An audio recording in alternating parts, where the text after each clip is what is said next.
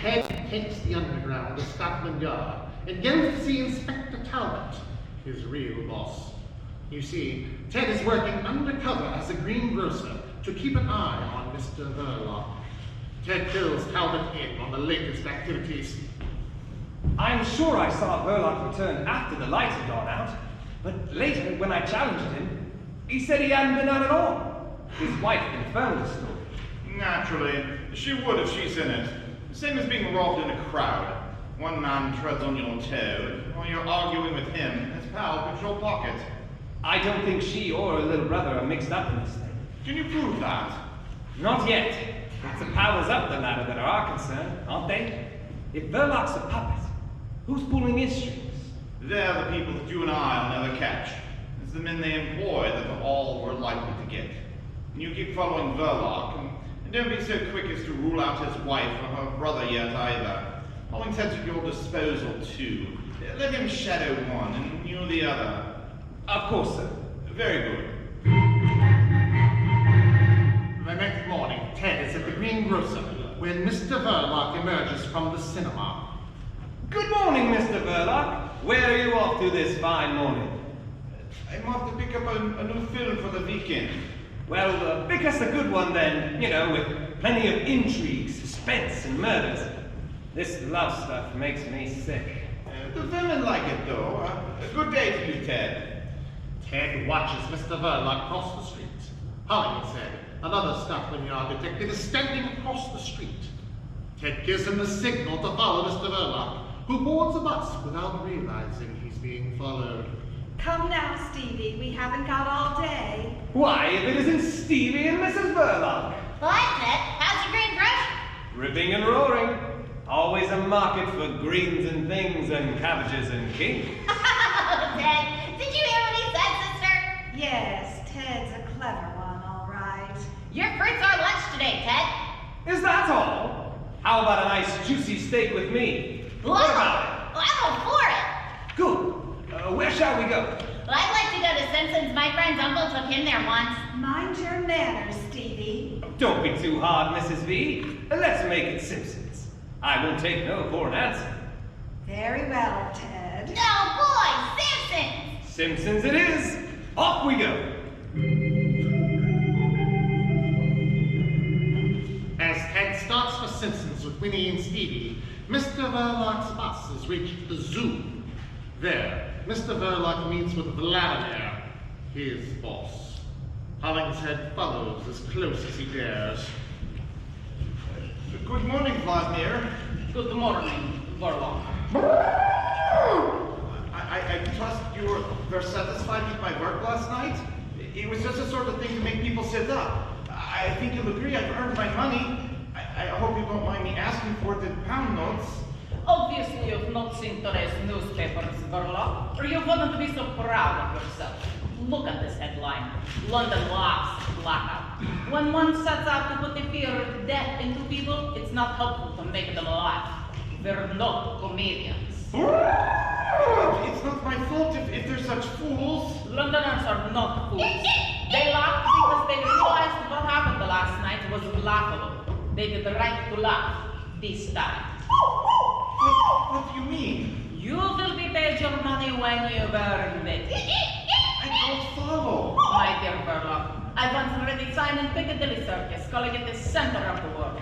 I think you'd better pay a visit there tomorrow and leave a small parcel in the cloakroom at the underground stage. What sort of parcel? A parcel of fireworks. Fireworks? No, I'm not interested in being connected with anything that means loss of life. You'll have to get somebody else. I won't touch it. Very well then, Verloc, if you think you're so well off. You know I'm not. All right then. And if you're so fussy about doing it yourself, surely you can find someone else to do it for you. Perhaps. There is an address on this slip of paper. Go and see this man. He's a very nice old gentleman. He makes very lovely fireworks. I'll try and see him. And don't forget tomorrow. Busy day in Piccadilly Circus. Lots of people enjoying themselves, unaware, feeling safe and secure. You want me to come and report? Thanks. No. If you're successful, it won't be necessary. Tomorrow, they must not laugh. Ted, Winnie, and Stevie arriving at Simpson's restaurant, one of the finest in all of London. Have you ever been here at Simpson's before, Ted? No, never. Oh, this is very expensive, isn't it? Yes, it looks like it, doesn't it?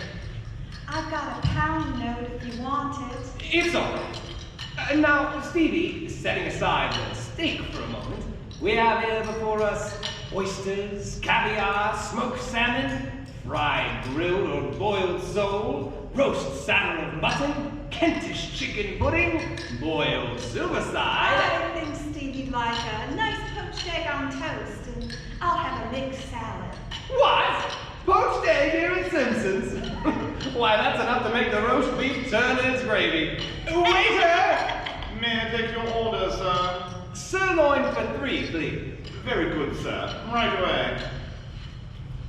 When did you come over from America, Mrs. Verloc? About a year ago. Business wasn't too good over there. That's funny. People used to go to the States because business wasn't too good over here. How are things here now? Not too good? Not terribly. I have noticed you turning people away. It's hard to make a one-man business pay these days, unless you run a sideline. Has Mr. Verloc a sideline? No, but we're quite satisfied with things as they are. Just one happy little family? Just one happy little family. Mr. Verloc's very good to Stevie. And that means a lot to Stevie's sister. It means everything. Now, here we are. No fat for you as usual, sir. You haven't been in for a long time, but I don't forget. Do I look as though I don't like fat? What's the big idea? What idea? You said you'd never been here before, but that waiter obviously knew you. Come to think of it, there's a mystery about most people. What goes on in that cinema of yours after hours? Deeds of darkness. Does your husband go on mysterious journeys? He does, wearing false whiskers. Aha! That means there's another woman in his life. If only you knew him. What's the joke? He's the quietest, most harmless person you've ever met. Well, I'm finished. What's for dessert? Oh, Stevie.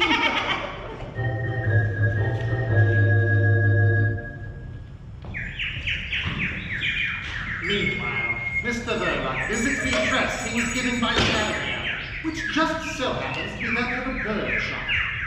Behind the counter stands the proprietor, who goes by the name of the Professor. Well, you remember, the kind old man who makes, well, shall we say, fireworks. At the moment, he's getting an earful from a rather unsatisfied customer. But I can't understand, madam. This is one of my best songbirds. It sang all day before you purchased it. Perhaps in a few days it will settle down. Nothing will make it settle down. I've tried everything. Whistling to it, clapping my hands, frying bacon, it's no use. It just sits there and makes me look silly. Well, that's not the bird's fault, I assure you, madam. Isn't it? Well, perhaps it's resting. Have you thought of that, madam? Rest in my eye. I'll have my 2 and 9, please, and there's your bird back. I want canary for cockney. Very well, madam. Here you are. Do come and call on us again. We shall see about that. Good day.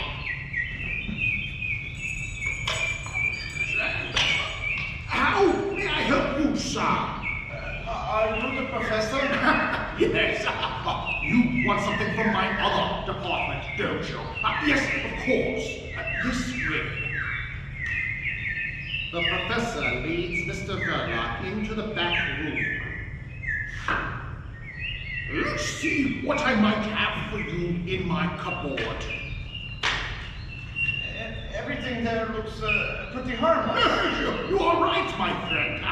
But if I were to mix, say a little tomato sauce with some strawberry jam, Well, I shouldn't want to be any place near. Very clever. Oh, thank you. Now, I gather from our mutual friend, tomorrow is the day, and the hour 3. But how do I start the mechanism? You leave that to me. By the time you receive it, everything will have been set in motion. You seem a little nervous. Well, don't be afraid. Say to yourself, there is one man who envies you. Envies me? I have been a fighter always. Until now. Alas, I'm no longer wanted in the front line. I must keep the fighters supplied, but I would rather be in your shoes.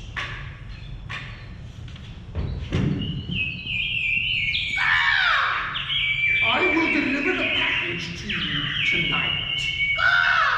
Very well. Good day to you. And to you, comrade.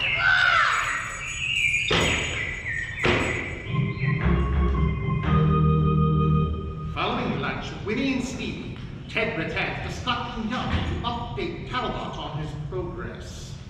Well, what luck with Mrs. Verloc? She knows nothing, sir. Nothing at all. What makes you think so? She has a straight answer to everything. But what about Mr. Verloc? I'm not certain.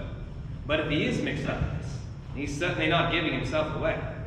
Hollingshead has been following him today. Verloc went to the zoo, evidently by appointment, and met a foreign individual. He then proceeded to a bird shop in Islington. A bird shop in Islington? Doesn't mean much to me either. But Verloc had a lengthy discussion with the proprietor, so we'll keep on this lead. Very good, sir. And where is Verloc now? He's returned to the cinema. You can meet Hollingshead there. So, Ted took you to Simpson's? I mean, a greengrocer can hardly afford to lunch at Simpson's, can he? Of course, I realized he wasn't a greengrocer at all. He's really quite well off, and he's there to learn the business. It's one of a big chain, that shop. He told us he's the son of the man who owns them. How would you like a job selling fruit, Stevie? Well, I wouldn't mind. Wouldn't it be grand to have steak whenever you'd like it? Well, I'd have 3 times a day.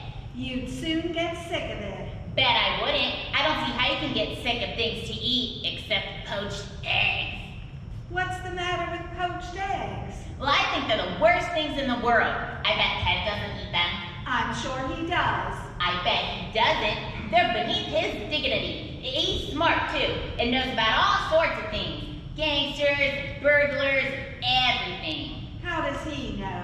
He reads about them. He says gangsters aren't nearly as frightening as you think. Some of them are quite ordinary looking. After all, if gangsters looked like gangsters, the police would soon be after them.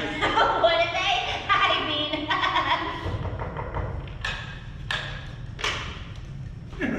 Why, good evening, Mrs. Verloc.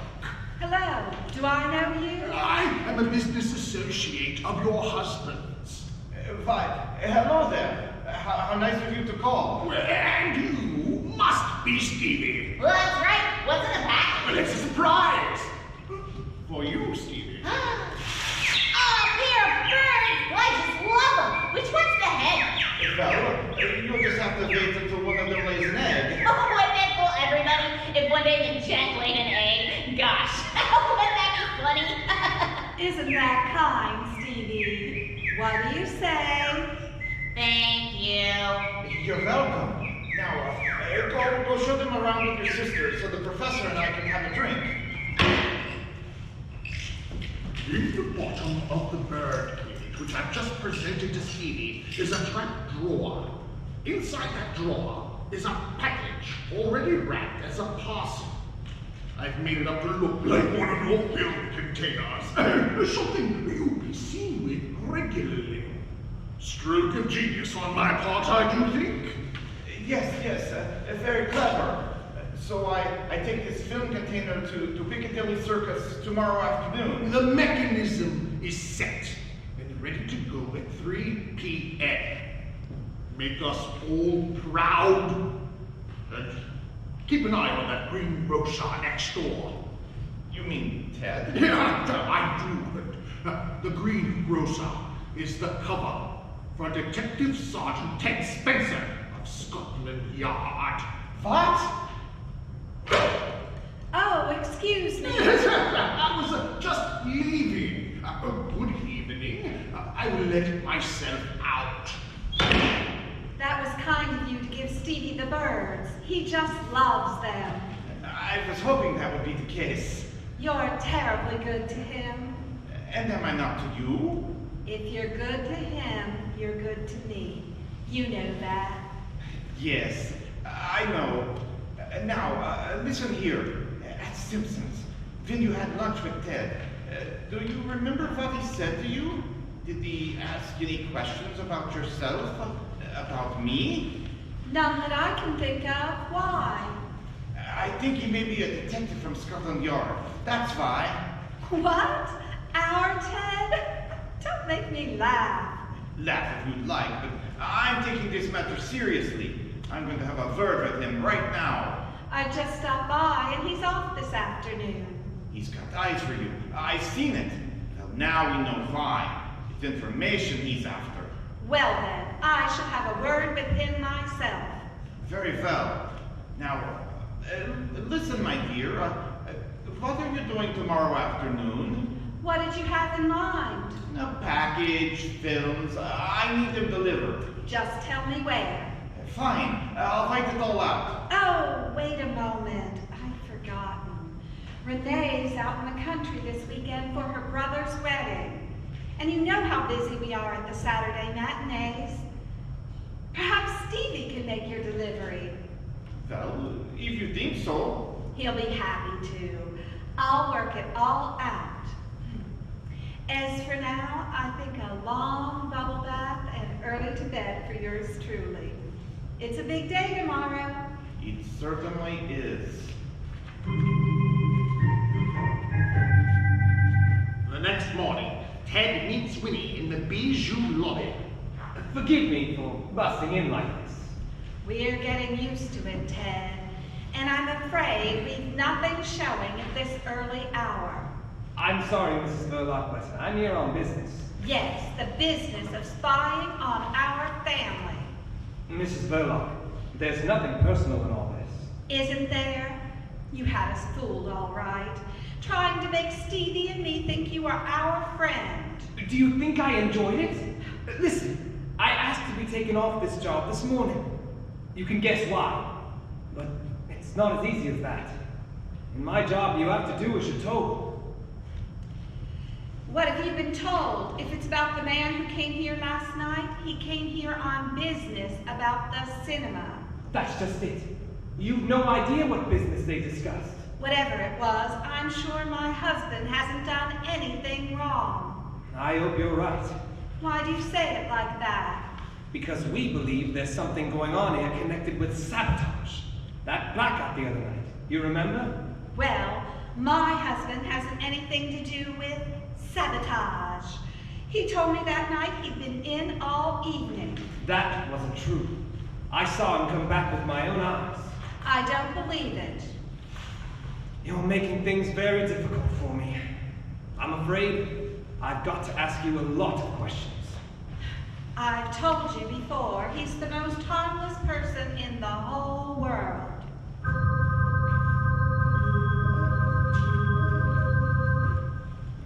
Stevie, has that two-reeler gone over to the Canterbury yet? Well, there's plenty of time. I was just wondering, maybe you could take it along now. There's another little job I want doing at the same time. One of the projector lenses needs repair. The repairman can't come over here and fetch it, so he suggested you leave it in the cloakroom at Piccadilly Circus Station, and he'll pick it up there at 2:30. Got it. I know the place. The cloakroom at the Piccadilly Circus Station. Very well. The time is the important thing. It must be there by 2:30. So you'd better get along now. Well, there's no hurry. You'll have to walk all the way. What? What for? Well, you know you can't take film tins in public vehicles. Oh, yes. I forgot. You needn't tell your sister that you were going as far as Piccadilly. You know how she is. always thinking you were going to get run over. She needn't worry. Now, hurry up. You might be late. Don't forget, it's got to be there by 2:30 at the latest. Here, take my watch. I said it ahead by 5 minutes so you won't be late. I'm going. That's a good boy. Hello, Stevie. What have you got there? Well, I'm taking a two-reeler over to the Canterbury. Bartholomew the Strangler. That sounds a juicy one. Have you seen it? 14 times. Must be quite a wrench parting from it. Have you learned all of Bartholomew's tricks by now? I'm still practicing the fine points.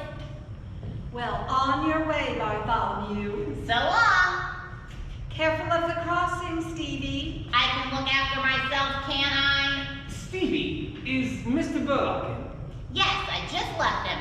Goodbye, Stevie. So long. Now, if you don't mind, may I see your husband? Right this way.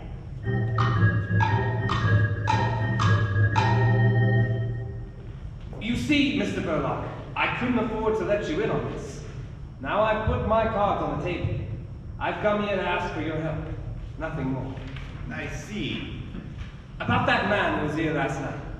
I've been instructed to get a little information about him. We'd be very grateful if you'd help us. Well, any help I can give, of course. And I have some questions for you as well, Mr. Burlock. When did you first come to this country? Perhaps it would be better if you put it down on paper. Just a formality.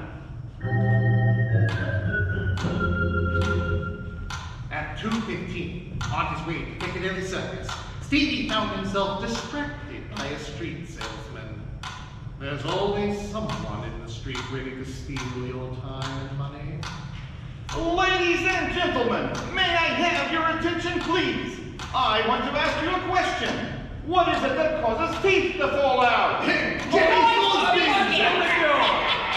Decay is inevitable in all human organisms. But what if I was to tell you that decay can be instantaneously arrested? I have here in my hand a tube of the most remarkable preparation, Salvadon.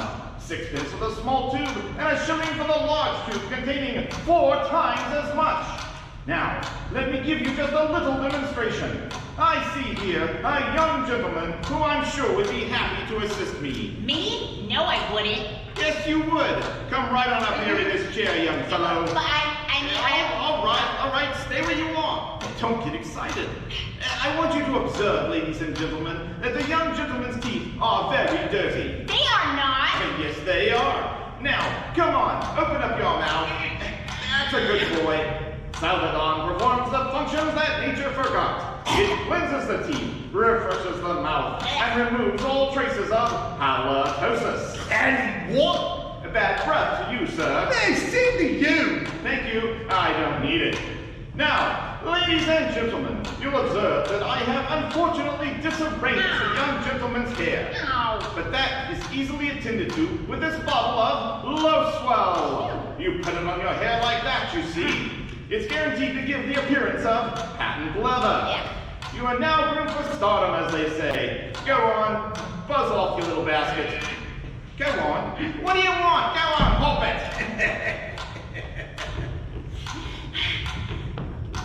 The time is the important thing. It must be there by 2:30. Where are you running, young man? We'll have to make it across the bus, Officer Square. Nobody's crossing this square. Don't right now. What's going on here? Don't you see how everyone's lined the streets so nicely? It's a parade, son. Oh, boy!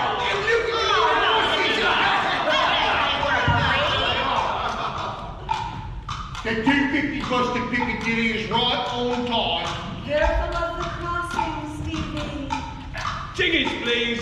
Well, I say, do you think we'll get to Piccadilly Circus by 2:30? Yes, 2:30 in the morning. It's already 10:03.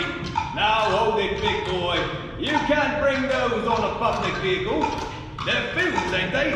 Yes. Then they're flammable. Go on, hop off. Well, you know you can't take fill tins in public vehicles. But I've got to get to Piccadilly. I've got Bartholomew the Strangler. Oh well, as it's you, Bartholomew, old fellow, stay, as long as you promise not to set about me or the passengers. Thank you. Excuse me, what time do we arrive at Piccadilly? 3 o'clock, ma'am. Not more than a few minutes. Tickets, please. Hello, young fellow. You may sit here if you like, but mind the pooch. Thank you. What a cute dog. What's his name? Alfred. Come here, Alfred. Oh, he likes you. I can tell. That's a good boy. Do you have the time? Here, take my watch. Certainly, it's 2:40. Thank you, son. Oh, beg your pardon, but your wristwatch must be stopped. Time is the important thing. Well, I can't be late. Perhaps it needs winding. Oh, at 3:12. This pocket watch has never failed me. It must be there by 2:30. You're both wrong. I set my clock to the second each and every day. Why, my very job depends on it. And by my time, it'll be 3 o'clock exactly in 10 seconds. 9, 8, tickets please, 6, Piccadilly is next, 3, 2, 1.